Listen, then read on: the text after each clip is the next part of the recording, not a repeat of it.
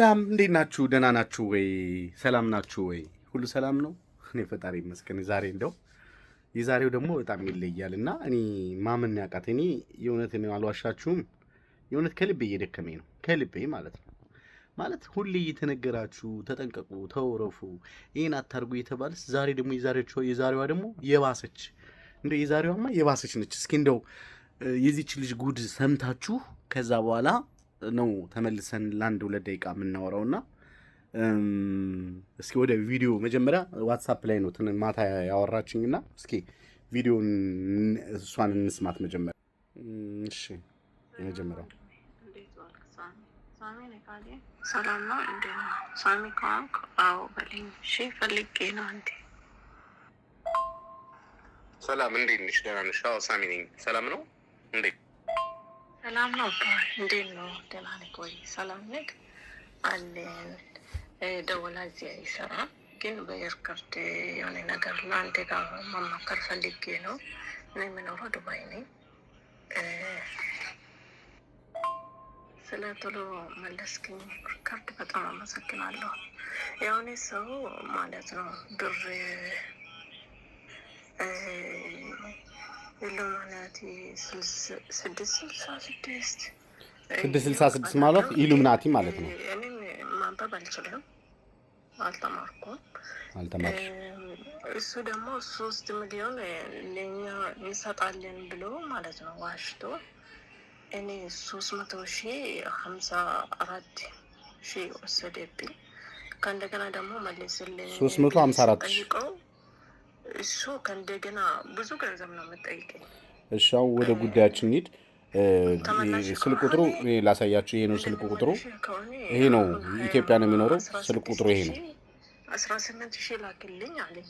ልመልስልሽ ከፈለግሽ 16,000 ለምናምን ላይ ገንዘብ ስጦታ ለሁሉም ሰው ነው የሚበረከተው ብሎ የሆነ ቪዲዮ ላክልኝ። እሺ አሁን ከቪዲዮ አጨራጠር አድርገን እንደናንተ እንድንለው ከዛ ከዛ ይሄን ቀጠለች። እስኪ ላክሽበትን ደረሰኞች ላኪልኝ፣ ብር ያስገባሽበትን ደረሰኝ እሱ ቮይስ ያደረገልሽን ድምፅ።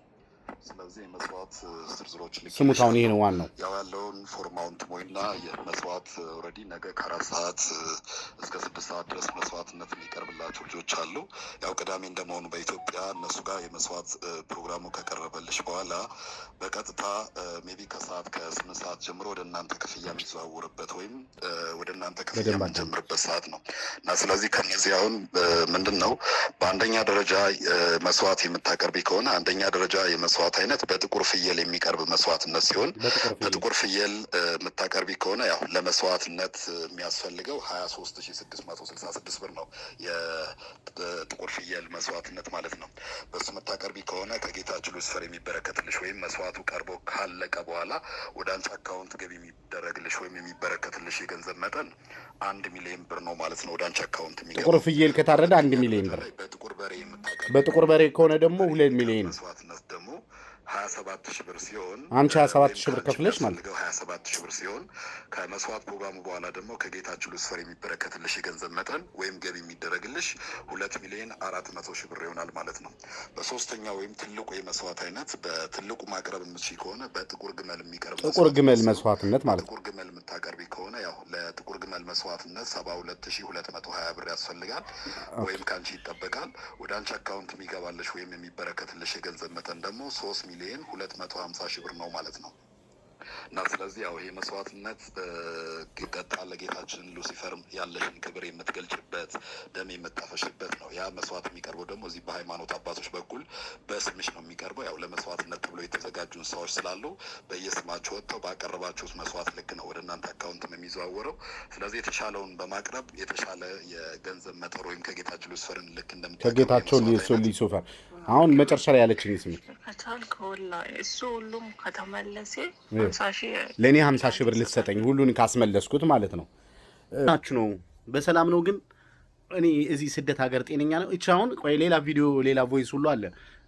ተበድራ ነው 356,000 ብር የከፈለችው። 356,000 ብር ተበድራ ነው የከፈለችው።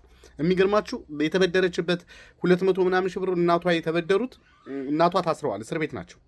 በሽተኛ እናት ነው ያላት፣ በሽተኛ ወንድም ነው ያላት። እናቷ በሽተኛ ሆና ቤት የሚበሉት የሚጠጡት የሉም። እሷ ግን ተበድራ ወደ 3 ሚሊዮን ምናምን ለማግኘት 356 ሺህ ብር ከፍላለች። ለማን? ለሉሲፈር ለኢሉሚናቲ ነው ምናምን ይባል። እናንተ ጤነኞች ናችሁ? ኢሞ ላይ ብዙዎቻችሁ ይሄን እያደረጋችሁ ነው አይደል? ብዙዎቻችሁ ማለት ነው። ይሄ ጤነኝነት አይመስለኝም። የእውነት እናንተ እኔ አይምሯችሁ ውስጥ ምን እንደጎደለባችሁ አላውቅም። እናንተ ለምንድን ነው እንደዚህ እየጮህን እየተዳረቅን?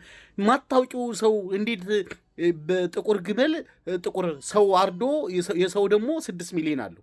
ሰው ካሳረድሽ ህፃን ልጅ ካሳረድሽላቸው 6 ሚሊዮን ይከፈልሻል። የሆነ የጎረቤት ልጅ ምናምን አምጥተሽ አለ ቮይሱ። ጤነኞች ናችሁ ወይ? ምንድን ነው ሆናችሁ? ምን እያደረጋችሁ ነው? ጭራሽ ኢትዮጵያ እዚህ አረብ ሀገር ሆናችሁ ስደት ሀገር ሆናችሁ ይሄን ችግር ውስጥ ትገባላችሁ? ምንድን ነው የተነካው አይምሯችሁ ውስጥ? እኔ ማመን ያቃተኝ እኔ በኢየሱስ ክርስቶስ። ይሄን ለማንኛውም በጣም ማመን ነው